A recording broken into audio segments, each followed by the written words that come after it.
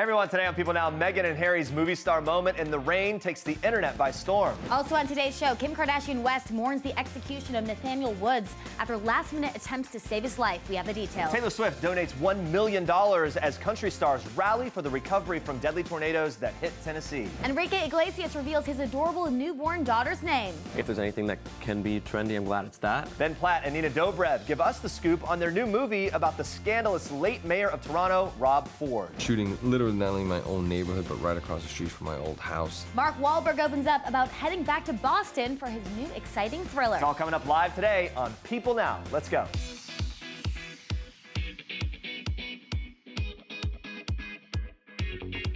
Hey, happy Friday, everybody. We did it. We made it. Yeah, welcome to People Now.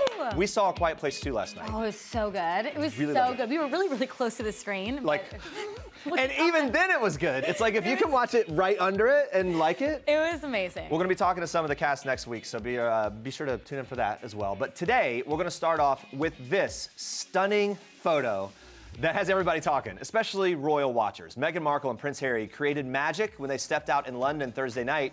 In this stunning picture, the couple are seen huddled together underneath an umbrella, drops of rain falling down around them. They're backlit, beaming, looking in love. Meghan is in that fitted teal dress by Victoria Beckham and wore her hair tied back in a chic low ponytail. Harry matched her in a dapper navy suit, a light blue tie, and his hair up, like always, looking good. This was the couple's first official joint outing since Meghan's return to the UK. They attended the annual Endeavour Fund Awards. The event honors veterans and servicemen and women who achieved extraordinary milestones in their recovery from injury by taking part in sporting and adventure challenges. The couple were seen mingling with the guests before making brief remarks there. And one of the best moments from the event came when veteran Danny Holland proposed to his girlfriend during his acceptance speech. The crowd, of course, cheered. They roared as Holland got down on one knee. Harry and Meghan both smiled and clapped for the happy couple. I mean, that's a special thing they'll never forget. Meghan was so touched, she placed her hands on her husband's knee during the proposal. I repeat, placed her hands on Harry's knee. Photo to prove it. We're going to have more on Meghan and Harry's outing as well as some other royal news later on in the show. That's in our royal record. Now watch this. A month ago, you were in med school being taught by doctors. Today, you are the doctors. Seems like 5 seconds ago, we were the interns hiding in the tunnels. God, I smell good. I mean, they get the heartstrings even in that little clip. Major spoiler alert, if you have not seen Thursday night's episode of Grey's Anatomy, the long-running drama said goodbye to one of its originals, Dr. Alex Karev, with a major twist. And it's that Alex Karev has found his happily ever after with his ex-wife, Izzy. Yes, this is a big deal. During Thursday's bittersweet episode, fans heard Alex's voice, voiced by actor Justin Chambers, through 4 different letters that he sent to his wife, Jo, best friend Meredith Grey, and his mentors, Miranda Bailey and Richard Weber. Amid flashbacks, Alex reveals that he's moved to Kansas to be with his 5-year-old twins, who he shares with his ex-wife, Izzy Stevens, who was played by, of course, Katherine Heigl for 6 seasons. She left the show in 2010. Now, in a statement to People, showrunner Krista Vernoff said it was nearly impossible to say goodbye to Karev, adding in part, for 16 seasons, 16 years, we have grown up alongside Alex. We have been frustrated by his limitations, and we have been inspired by his growth, and we have come to love him deeply and to think of him as one of our very best friends.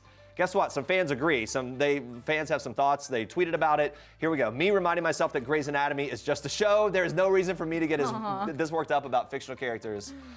This one saying, I'm going to pretend Alex Karev is dead and did not abandon his entire family for Izzy Stevens. Not happy. This fan seemed happy, though, with the twist, tweeting Izzy and Alex got their happy ending after 10 years. That's part of the magic of the show. This many seasons later, people are deeply emotionally invested. Yes, you get very attached. Yeah. In honor of the episode's shocking twist, we want to know how you feel about Alex's send-off. Are you completely satisfied, or do you wish it was different? You can answer our poll, or you can tweet us at People. Use the hashtag PeopleNow. We'll check in later on that. All right, Kim Kardashian West is mourning the execution of Nathaniel Woods. Woods was executed Thursday night despite last-minute attempts to save his life. This was everywhere on Twitter. It was all over my feed, people calling to halt the execution. Kim expressed her disappointment in the criminal justice system amid his death. She said on Twitter, Nate will die for a crime another man confessed to, and says Nate had nothing to do with. My heart and prayers are with Nate and his family and all the advocates who worked tirelessly to save his life. She followed up with an additional tweet. She wrote, R.I.P. Nathaniel Woods. Woods was convicted of capital murder and sentenced to death for the June 17, 2004 murder of Birmingham police officers Carlos Owen, Harley Chisholm, and Charles Bennett. Woods and his roommate, Carrie Spencer, were dealing crack cocaine at their home when the officers attempted to serve an arrest warrant, and they were then all gunned down. Although Spencer pulled the trigger, prosecutors say Woods came up with the idea to ambush and murder the officers. Woods' attorney and members of his family argued that he didn't deserve the harsh sentence as he didn't fire the weapon. Spencer had confessed to the crime. On Thursday, Supreme Court Justice Clarence Thomas signed a stay of execution order, which detailed that Woods' execution would not proceed pending further order of the undersigned or of the court. However, shortly after Thomas submitted the order, the Supreme Court denied to further review Woods' case, and then that stay was lifted. Activist Martin Luther King III tweeted that the actions of the governor of Alabama and Supreme Court are reprehensible and have potentially contributed to an irreversible injustice. It makes a mockery of justice and constitutional guarantees to a fair trial. We'll keep you updated on that story. Now we move on to this. Watch. People wanted to know what your Housewives tagline would be. I heard that you came with one. Okay. Okay.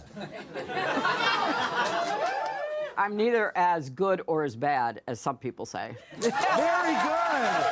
There you go. Hillary Clinton appeared on Watch What Happens Live with Andy Cohen Thursday night. She's promoting her new Hulu docuseries, Hillary. The former presidential candidate opened up to host Andy Cohen about how her husband, Bill Clinton, was there to comfort her after the 2016 elections. She said, quote, "Lots of times I was just so devastated, I would just lie down. He'd lie down next to me and just hold my hand. He was so great." And Hillary added, "He's so romantic and so sensitive that I will come home sometimes and he'll have flowers for me because he knows I've had a bad day. He's really so thoughtful." That was her quote. In Hillary's 4-part docuseries, former President Bill Clinton opens up about his impeachment and his affair with Monica Lewinsky, including the moment he came clean to Hillary and his daughter Chelsea. He says that when he went to talk to Hillary, he, quote, told her exactly what happened when it happened. He also explains that what he did was inexcusable. In the docuseries, Hillary says that she was just devastated and that she just could not believe it. She adds, "I was just so personally hurt." The Clintons say that Chelsea played a pivotal role in helping them get through the scandal, both privately and in public. After the affair became public, Hillary worked to defend her husband against impeachment. However, he was, of course, impeached in December of 1998, but then acquitted by the Senate. The docuseries discusses everything from Hillary's upbringing to the contentious 2016 presidential election. It's really revealing. Yeah. Now, Andrea, you have more for us in Star Treks. I do. We are kicking off Star Treks today with people banding together in a time of need. Some country's music stars are rallying in support of relief for those impacted by the recent deadly Tennessee tornadoes. Blanco Brown, Lady Antebellum's Charles Kelly and Dave Haywood, Gavin DeGraw, and more joined CMT in downtown Nashville for a telethon. In the first 30 minutes of the event, the telethon raised over $100,000 for the American Red Cross Southern Tornado and Flood Relief Program. By the end of the night, nearly $400,000 were raised. And Taylor Swift is helping as well. Her rep confirms to People that she's donated $1 million to the Middle Tennessee Emergency Response Fund. Swift wrote on her Instagram stories Thursday, quote, "Nashville is my home, and the fact that so many people have lost their homes and so much more in Middle Tennessee is devastating to me." Taylor spent her early years in Pennsylvania before moving to Nashville with her family at the age of 14 to pursue music. The Associated Press reports the death toll from the deadly tornadoes has risen to at least 24. All right, moving on to this. Lady Gaga is feeling the love. The singer shared a sweet selfie with her boyfriend, Michael Polanski, on Instagram from what appears to be the inside of an airplane cabin. As you can see in the snapshot, Gaga is rocking long pink locks and thick black eyeliner. She's looking great. She's striking a subtle pose as Polanski smiles over her shoulder. They look adorable together. She captioned the cute pic with a reference to her new song, writing, quote, "I've got a stupid love." Very sweet. Gaga has been sharing a lot of pictures with her new man on social media. On Valentine's Day, she posted a selfie with Polanski and captioned it with a bunch of kiss emojis and said in part, "Happy Valentine's Day. Babe, do I have lipstick all over me?" Hashtag Valentine's, because you know they've been kissing a lot, Jeremy. Over Super Bowl weekend, the couple responded kissing, and by the following Monday, Gaga had made her new relationship Instagram official. That's when you know. She shared a photo of herself cuddled up with Polanski on a yacht. She captioned it, "We had so much fun in Miami. Love to all my little monsters and fans. You're the best." A source close to the pair previously told People that Gaga met Polanski through mutual friends, adding, quote, "They weren't shy about showing off PDA. They seemed very happy together." All right, Chrissy Teigen is sleeping so much better now after a recurring nightmare was keeping her up at night. She tweeted that she slept through the entire night, had no nightmare, and woke up at a reasonable time, first time in many months. Now, Teigen previously shared that a reoccurring dream had been giving her the night sweats. On Thursday, she tweeted this video. Take a look. I will let you know how it goes tomorrow. But I can't live this way anymore. I truly can't. I cannot do this nightmare again. I'm like trapped in it. I feel for her here. Tegan revealed the nightmare had been disrupting her sleep schedule for months. She also said, quote, "I know this sounds insane, but I think I have some kind of ghost or evil spirit." Ooh. I know. Without getting into exact details about the nightmare, she said it was ruining her life. Jeremy, do you have recurring nightmares? I don't. I've been waking up at the same time really early in the morning every day for months. I don't know why. I feel like something's waking me up. Same exact time. No, I mean, within like 5 minutes. I have so many nightmares and sleep paralysis. It's the worst, so I really feel for Chrissy here. It's terrible because then you're afraid to go to sleep because you don't want the demons to come out and scare you. It's horrible. It does. That is awful. And like the thing where you feel pressure on your Yes, chest. that's sleep paralysis. Can't breathe. It's the worst thing ever. Anyway, I hope I don't have a nightmare tonight. Those are your Star Treks for today. All right, let's move on to this. Let's get the demons away and stay with us because we're going to talk about Mark Wahlberg and his new film, Spencer Confidential. He's sharing some cool stuff about that. Plus, Ben Platt and Nina Dobrev star in the new drama Run This Town. We're talking with them about everything from Ben's starring role in The Politician to Nina's big weekend plans with her bestie Julianne Hough. And wait until you hear about the superstar they might be rubbing elbows with. All right, here we go. Meghan Markle and Prince Harry, they created this movie star moment in the rain ahead of their reunion with the senior members of the royal family next week. Here to give us all the details about that and more, our People senior news editor, Erin Hill, and our royal correspondent, Imogen Lloyd-Webber. Thanks for being here. Of course. This is a moment that they didn't obviously know was going to happen exactly as it did. This photographer caught them at exactly the right spot, the backlighting, the rain, all of it. What are your thoughts? It's going to become iconic, and that photographer will be grateful that he stood in the rain, or she, for hours on end, getting wet for that, because they'll be paying for school kids' education for the rest of the time. That is the kind of moment that does end up accidentally just garnering that photographer so much money. Erin, what do you think? How happy do they look? They're glowing, and they still got that newlywed happiness and a total Hollywood moment. This should be the cover for everything they do from now on. Yeah, Christmas card. What. Yeah, Christmas card and books and movies and everything. All right, Harry and Meghan are reuniting with the family for that Commonwealth Day service. That's March 9th. What can we expect? Yeah, this is going to be a really huge day. The Queen requested that Meghan and Harry join the rest of the senior royal family members for this. And it's an important event for them because Harry and Meghan are still going to be the vice president and president of the Commonwealth Trust. And this is also going to mark probably their last royal event before they mark their exit on March 31st. So lots of significance connected to them, but then lots of significance in the day itself, Commonwealth Day. Imogen, tell us more. So it's the annual celebration of the Commonwealth of Nations, which is 54 member states, including the UK, Canada, Australia, India, and Pakistan. The members, wait for it, have a combined population of 2.4 billion people, almost a third of the world. It's really incredible when you think of it that way. Absolutely. It started out in 1902 being called Empire Day, but then got renamed in 1958, not very PC. Usually on the second Monday in March, and along with the service, the Queen delivers an address which is broadcast around the Commonwealth. It's all about celebrating our common bonds and the creation of a harmonious global environment. So this last week, Prince William and Kate Middleton went on this whirlwind tour of Ireland. We saw them, and we covered it extensively here at People. We saw them pulling pints. We saw them posing in different key locations throughout. Erin, tell us a little bit more about maybe your favorite moment from their trip. Yeah, this was a really fun tour, and they seemed really relaxed, and it was great to see them interacting with people in Ireland, first official tour in Ireland. My favorite moment was when they were doing one of their walkabouts on the last day, and they were just greeting the locals, and William came across a woman who was holding a commemorative banner from Will and Kate's wedding back in 2011. Oh, cool. He went up to them, and the woman said, "I love your wife, I love Kate," and he said, "I do too, thank you." Turns out I love her too. It's a really sweet moment. I also saw a moment going viral on Twitter, or at least viral in royal circles, where he broke protocol and took a selfie with someone. That's right, a really sweet fan who asked for a photo, and he obliged. A very human moment. Yes. Very human. Imogen, what was your favorite moment? It was juggling. It was from their stop and Oh, go yes, away, it was which so has been- good. Yeah, it's been designated European Capital of Culture for 2020. So some of the festival's acts, including the Galway Community Circus, were there to entertain them. And then William turned the tables when he picked up 3 balls and juggled. That went well. 4 balls, not so much. Okay. 1 ball ended up straight in Kate's direction. I mean, honestly, special skills. Who knew? Special skills. Erin, people got a first look at the new Broadway musical that's surrounding the life of Princess Diana. Yes. What do we know? What do we think? What are people thinking? Yeah, so previews started on Monday. We got a first look at Gina Dewall dressed up in costume as Princess Diana, and she looks remarkably like Diana with the voluminous pixie cut and the white ensemble. And we spoke to her, and she said, she's pretty young during Diana's years, and so she spent a lot of time just like devouring YouTube clips and interviews, and she's really particularly struck with her relationship with William and Harry. And Imogen, you cover Broadway extensively. Absolutely. What is the perception in terms of like the Broadway community and how this show kind of enters that world? I think there's some excitement. They've got a great creative team. I'm really looking forward to William Ivy Long's costumes. He's a very famous Broadway designer, and they're going to be extraordinary. I think there's going to be a lot of interest in this for sure that reaches beyond maybe what would be considered the insider Broadway community. It's kind of a broad theme. We're covering it on We're covering it on People. I would be so interested in seeing it. All right, so Queen Elizabeth wore gloves to an investiture ceremony. Very big deal for some reason. Imogen, tell me why. It's not uncommon for the Queen to wear gloves, but she has not been known to wear them during an investiture ceremony when she's awarding honours and shaking hands with members of the public. It's led to speculation that it was a safety measure from coronavirus. Now, come on, she's 93, so it's in the most vulnerable age range, and we don't want the Queen going anywhere. So I think we'll allow her this one. Okay. Everyone, breathe. Interesting. Or not breathe. I don't know if we're allowed to do that anymore. Yeah, well, right. Stay away from people, I think, is the rule. Thank you both very much. It's good to talk to you.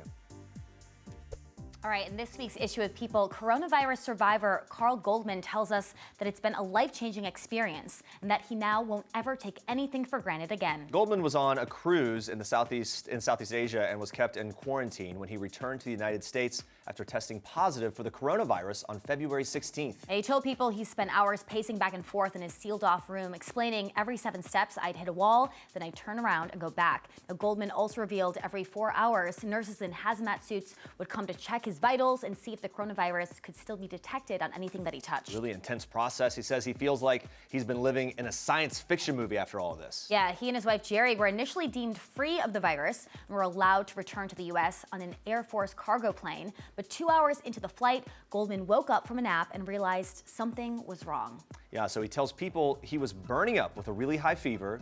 He was flown to Nebraska Medical Center's biocontainment unit. His wife never contracted the virus, but was put into a mandatory quarantine after that. And Goldman says he is very lucky. It came and went very quickly for him, revealing he only had a fever for about 12 hours. He admits it's going to take weeks for everything to sink in. I really went through a lot. All right, stay with us. We are going to be talking with People's Associate Health Editor, Julie Mazziata, on what you need to know about the virus. That's later on in the show. Stick around. Her name is Mary. Masha. Oh, so sweet. Enrique Iglesias' new daughter has a new, cute name. Enrique and his wife, Anna Kournikova, welcomed their 3rd child in January. He tells us that his twins love being older siblings. Watch. They actually love it. They actually love it. I thought they were. It's 2 years old. I mean, 2 years difference. So I thought I was a little scared in the beginning because I'm like, how are they going to react? Right. And I have 2 dogs too, so my house is chaotic. When we first came home with Masha, I was like, ooh, how is everyone going to react? No jealousy, nothing. No, it was actually very smooth. I love hearing him gush. So adorable. We sat down with Enrique to talk all about his upcoming tour with his friend, Ricky Martin. Yes, the 2 Grammy-winning global stars will co-headline their first ever joint North American tour. The tour kicks off on September 5th in Phoenix. The two have been friends for years, but have never toured together. They shared with us why now was the right time to do it. It wasn't so planned, honestly. Maybe back then was super predictable. And maybe, right? Maybe not now. Maybe not now. Yeah.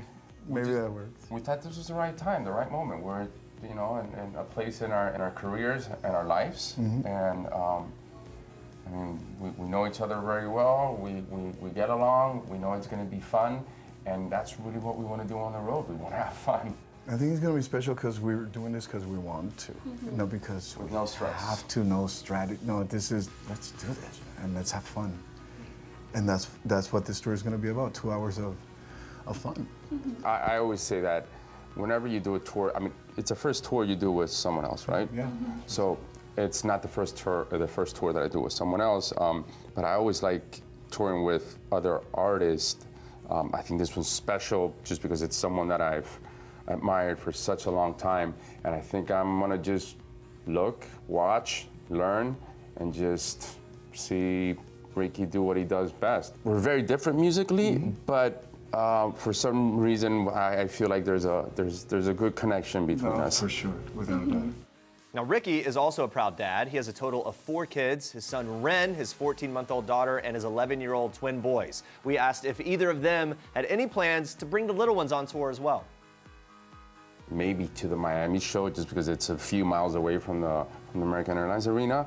But still, I mean, Ricky's kids, he's older. The 11-year-old, I would imagine. We'll get them together at some point. You know what? Great nannies.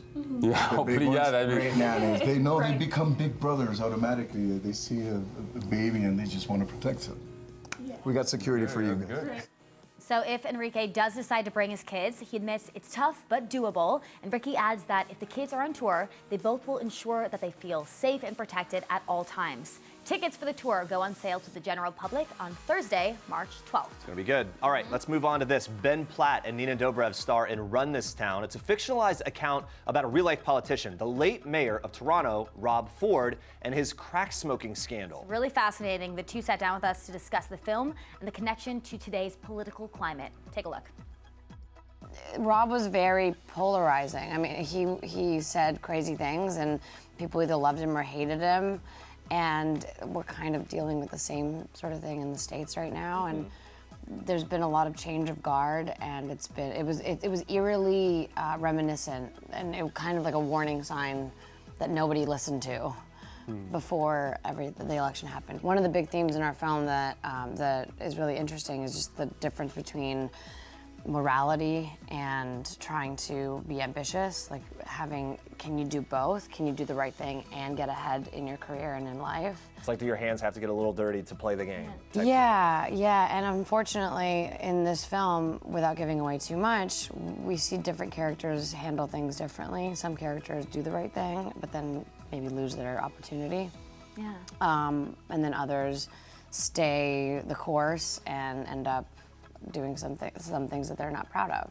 I hope it encourages a couple things. Millennials to sort of take a look at this amorphous path that we now have as when young people are graduating from school, there's so few kind of defined paths career-wise, and it's a lot more of an open field. And I hope that it, as Nina was saying, encourages ambition and also encourages young people to have their voices be heard. I think we're seeing now more than ever, it's like a sort of a trendy thing to be politically involved and to be vocal on social media, which is like, if there's anything that can be trendy, I'm glad it's that. And I'm glad it's that sort of superficial kind of surface level involvement is inspiring some actual real action.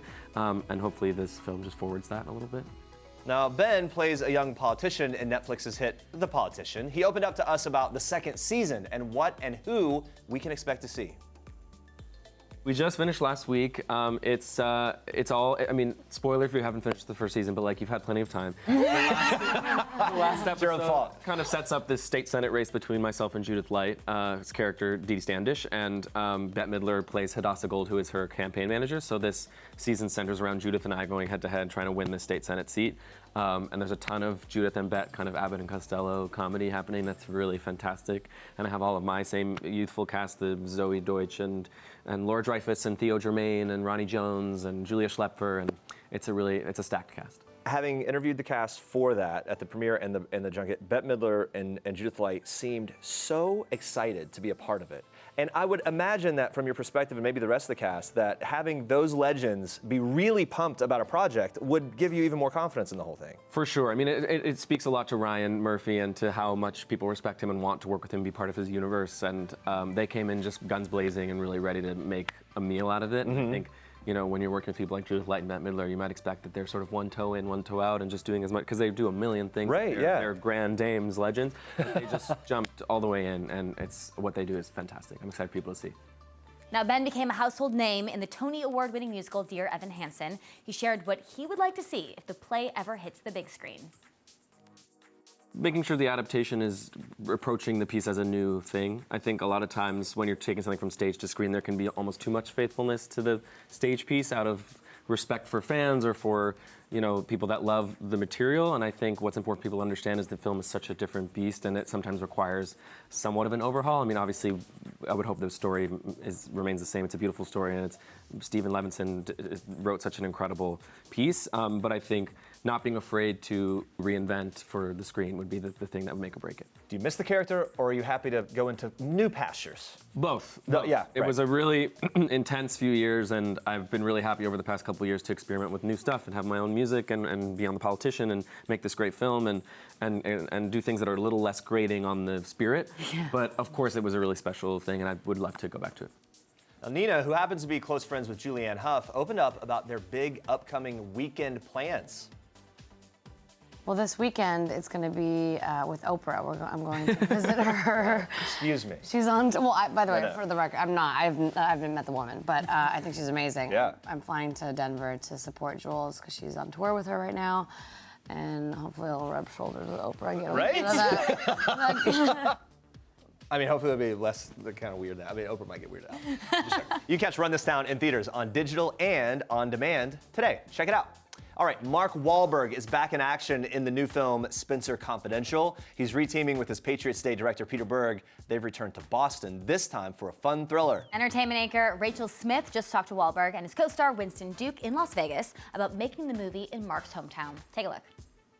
When I was a cop, I was trying to take these guys down, but they framed me. This has got to be kind of a dream scenario. I mean, you got a movie set in your hometown, you got your boy Peter Berg, it's got action, but then like humor and heart. Is that like your all ingredients in a movie? Yeah, I mean, especially for me and Pete, having made 4 movies that were all serious in tone, but 3 that were about true life tragedies. Action! To be able to do something just loose and fun, also being able to create a lot of jobs in Boston, hire a lot of my friends, shooting literally not only my own neighborhood, but right across the street from my old house. So cool. Yeah, and also being able to spend a lot of time with kids in the neighborhood.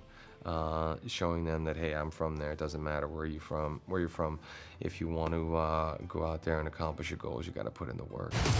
No. You don't get the cold gun. Hawk is the name of a man with a shotgun. Spencer does your taxes. That was good. I'm gonna let you have your little gun. I'm sure shooting in Boston with Mark was quite the ride. Incredible. Every Just street was like, seeing him. Wahlberg! Wahlberg, and then he does a lot for his community. This movie is one of those pinch me moments of I'm working with Mark Wahlberg. I'm in a huge movie with Alan Arkin, living legend. You got 2 grown men running around playing Batman, Robin, and Alfred over here. Don't call me Alfred. Since the movie's called Spencer Confidential, I thought we'd do a little Mark Confidential. Cool. Of all your amazing movies, which is the one when it comes on TV are you most likely to sit down and watch? Probably Lone Survivor. Oh, so good. Yeah. So good. Thankfully, I have more that I would want to watch and others that I would like, or I would watch for a second, like, why did I do that? And there's like, And keep click going. the channel. What is the role that got away? I don't really feel like I think I dodged more bullets than I missed out on opportunities. And I think the role of a lifetime is still out there and will come soon. Good way to look at it. Yeah. Being from Boston, beside your brother or Tom Brady, who is your other favorite famous Bostonian? I would have to say Irish Mickey Ward. Yeah. Because not only was he a world champion, but he was also one of us. That's how you throw a punch! Looks really good. Spencer Confidential is available on Netflix now. All right, let's shift gears to this. The coronavirus continues to spread. There's a lot of misinformation going around as people start to panic. To clear things up, we are joined by People's Associate Health Editor, Julie Mazziata. Thank you for being here. It's good to see you. Yeah, thank you. So people have a lot of questions. First of all, how does the virus spread? So this is a respiratory illness, so it spreads by droplets. This can be, if someone's coughing or sneezing, that can go on another person, and that's how they typically contract the virus. Okay. Look, there's been, every time I see a report about it, there's oftentimes a comparison to the common cold or a comparison to the flu. How does it compare? So the coronavirus technically is a name for a bunch of different viruses, Right. which includes the common cold. This one is technically called COVID-19. That's what they've termed it. It's the way they've named SARS or something like that. So it's very similar symptoms to a common cold or a flu, which makes it harder to detect. Right, so yeah, you would probably initially just think it's nothing. Yeah. Or just one of those things. And then it turns out, so you need to be tested in order to... Yeah, you need to get tested to confirm it.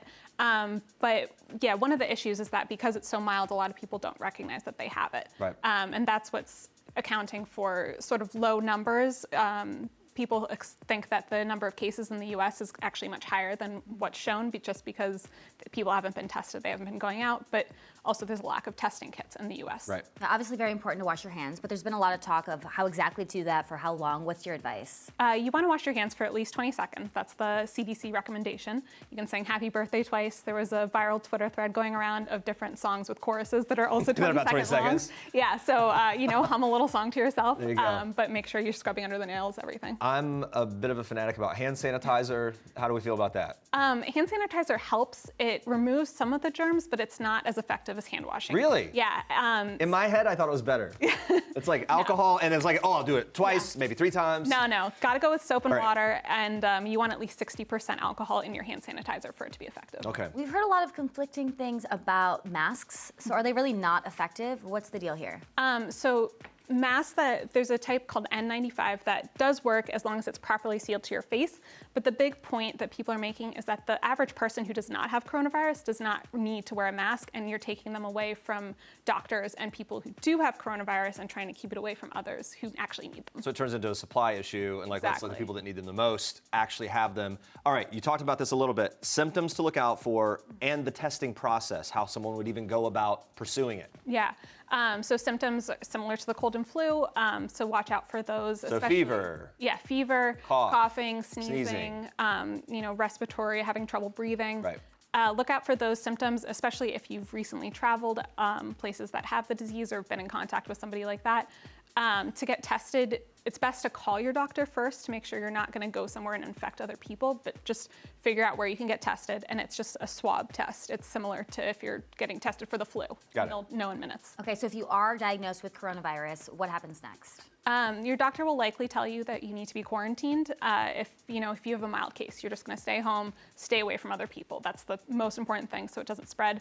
If you have a more severe case with lung problems, that will likely mean you're in the hospital. I think the word quarantine scares people. I mean, I have kids, so I think about how often we keep the kids home, or we keep, if they have the flu or something like that. So I feel like maybe that's not as shouldn't be as panic-inducing as it sounds. Quarantine, I feel like we just imagine lockup or whatever. Anyway, it's easy to panic, right? When you hear this kind of stuff, people can overreact, people can underreact. Should we cancel our travel plans? What's sort of the going advice for what we should do right now? I think the general advice about panicking is not to, just stay calm. The flu is a bigger threat at this point.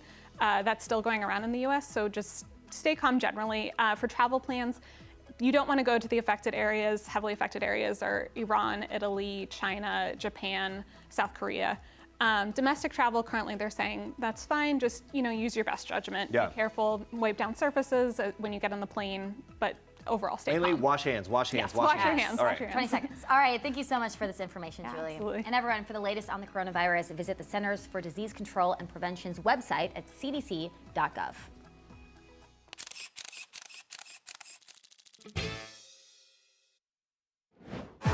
You know what must be done, Sabrina. Claim the throne. Save precious Greendale. And your boyfriend. All hail Sabrina. Woo, just low-key I've guy there. nightmares. Part 3 of The Chilling Adventures of Sabrina premiered on Netflix earlier this year, and while you've been binging it, we caught up with 2 of the show's stars, Jazz Sinclair and Lachlan Watson. We talked about what it's like making the hit show, including what downtime on set looks like. Watch. On set, it looks like a lot of snacking. A lot Definitely of dancing. some jamming. For sure. Definitely some dancing. There's now a set guitar. Yep. Some naps. Some reading. Lots of naps. Lots of Getting PB&Js. content. So much content. I know, it's So a lot much right now. time. It's probably because the show just came out, so Yeah, everyone's so like, everyone's content! like, It's a lot. But my favorite thing to do is jam, though. Oh, for sure. Yeah, jamming and Somebody pulls dancing out and an singing instrument, Mulan. we get to sing. Oh, I love it. It's so great. It's Who plays an instrument? Like who? Ross plays everything. Ross plays very everything well because he's terrifying and It's amazing. extremely skilled. I play a little bit of bass. Yep, you Lachlan play plays the most guitar. things. Yep. I play a Gavin little bit plays of a lot guitar. Of things. Gavin's incredible at guitar. We have a lot of musicians. We've got a lot on of our very show, musical, actually. lovely people. Is there a go-to like cast jam? Me and Ross always break into Best Part by Daniel Caesar. I was just thinking that one too. Yeah, there's a couple There's where a we've broken into few. that one. Oh, KOD by J. Cole. This is what you Do you guys do that on the Tinkies from? Oh, but I do love that song. We probably could though. They're a lot of fun. On the show, Lachlan, who is one of the youngest non-binary actors in Hollywood, plays a transgender boy named Theo, who's one of Sabrina's close friends. And Jazz plays Roz, another of Sabrina's friends, who throughout the series starts to develop visions of the future.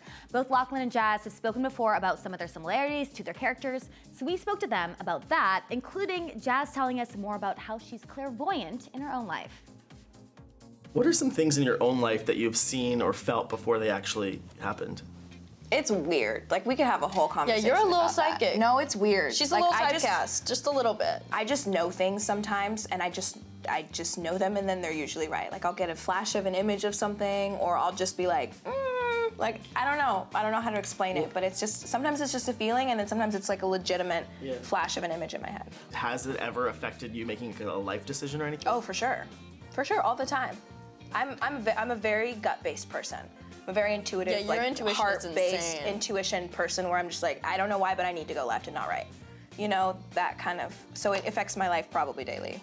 Oh, for sure. Yeah. And Lachlan, you know, you're one of the youngest non-binary actors in Hollywood, and you've spoken before about how your own experiences shaped the character. A little bit. I feel like a proud mama right now. Yeah, man. Is there some aspect or storyline of Theo that you helped shape that you're most particularly proud of? A lot of it I sort of had some hand in, because I mean, a lot of it is my lived experiences, and I mean, that was some of the reason that I was cast, I feel like, is because I think Roberto had that sort of intuition of like, oh, this person does have some things that we can bring to the table.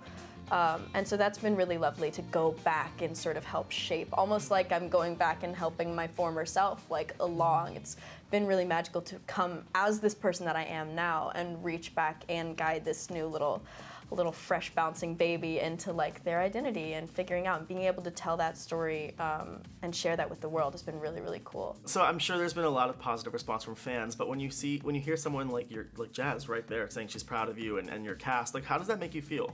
Oh, it's a really, really lovely feeling. It's very grounding. It's very it's almost like a reset, that it's like you do get so in your own head in an industry like this, and it is so easy to get swept up in other people telling you why you're here or what you're doing or how you should feel. Or what you should do. Or what you should do or why you feel like you should be here. And I think things like that are such a nice little reset to sort of burst the bubble and be like, I am here for a reason. I am saying the things that I want to say, and I am affecting the people that I want to affect. And I think there's a lot of power to that. And yeah, to those people, it's like, you know, they need a voice. Like, that's awesome. Yeah, being able to have to be the voice for voiceless people is really, really insane. And I think we both get a hell of a glimpse into that. If you had to give one piece of advice to your pre-Sabrina self, because obviously you have, you know, the show's really changed your lives, what would it be? You can't just go asking questions like that, man. Whoa. Take space. Yeah. It's okay to take space and grow by yourself sometimes. Do that. Yeah. Listen to yourself. Trust your instincts. Be in the way a little bit more. I think. So our advices are opposite. Yeah. Mine is like retreat and yours is engage. Because I think those are the lessons. Yeah. It's sometimes you've got to learn both of those lessons. And I think I've been learning both of those at the same time. Where boundaries can mean so many different things. You can have your own personal boundaries, but at the same time being able to establish those boundaries with others and like claiming your space, like taking space for yourself, but at the same time claiming that space that you've built and being able to take that anywhere is super powerful. So both Netflix's Chilling Adventures of Sabrina and the CW's Riverdale are set in the same Archie Comics universe. Fans always asking, always wondering, will there be a crossover episode like a true one? Well, Jazz and Lachlan said they don't know. They would love it. We wanted to know if there was a Riverdale crossover, which characters or actors would they like to share scenes with? Watch. Jughead. Mark Consuelos. Betty too. Oh, Mark Consuelos. I just feel like Lily's such a great guy. actress. Like I just feel She's like really, she's really talented. got She's insane. such like she's vibrance. So cool. Every time I in meet her, I'm scenes. like, oh my god, you just like know what's good. Yeah, I like her. So I She's would like so to do a cool. scene with her. Yeah, for sure. Let's make it happen. You can watch Jazz and Lachlan in Part 3 of The Chilling Adventures of Sabrina, streaming now on Netflix. Part 4 is expected to come out later this year. All right, let's check back in on our question of the day in honor of the very shocking twist on Grey's Anatomy Thursday night. We've been asking you how you feel about Alex's send-off. Are you completely satisfied, or do you wish it was different? Let's see. Are people happy? Okay, wait. Wish it was different. All right, and we've got some 77%, so that's pretty high there. super fans in the room here. What do you think? Yes or no? Wish it were different? Yeah? Yeah, okay. Okay, I guess people are not happy. But are people ever really happy? I don't know. It's a tough...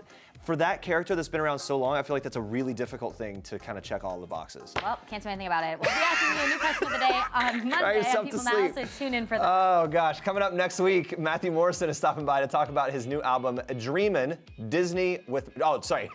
Dreamin' Disney with Matthew Morrison. I'm affected by the way that anatomy thing turned out. Millicent Simmons from A Quiet Place 2 is here for the highly anticipated sequel, and we love it. All right, our big thanks, as always, to Better Homes and Gardens products exclusively sold at Walmart for decking out our set for our interviews. We love it. And everyone, thank you so much for watching. For now, we leave you with a fun game of co-star confessions with the cast of Netflix's Hentified. Have a good weekend. Bye, guys. Most likely to keep the party going. Oh, what? Lisa. Oh, no, I didn't fall asleep the other day. She was like, I gotta go sleep. One time. I do it one time. She always does. But why did she fall asleep? Because she kept the party going the night before. All right, next one. Who is clearly not a morning person? I don't think I'm a morning person. I don't think, I think Julie, Maybe you. Yeah, I mean.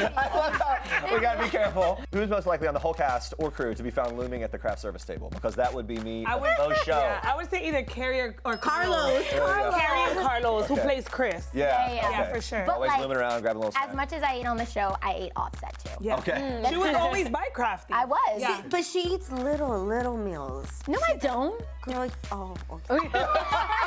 We are really getting to know the real, this is the fault line. I know, right? Bringing all the guns on Right. Who's most likely to make everyone laugh? Carlos. Carlos, for sure. Yeah, definitely. He's hysterical. Yeah. All right, final one. Let's see, what's the best one? Who's always singing on set? Me. Yeah? I'm a singer. What are you singing? What are you singing? Oh, I like everything under the sun. And I'll sing words. I'm like, we gotta go to the bathroom. Like that. Whoa, okay. And that wasn't even it. That wasn't even it. She's got more.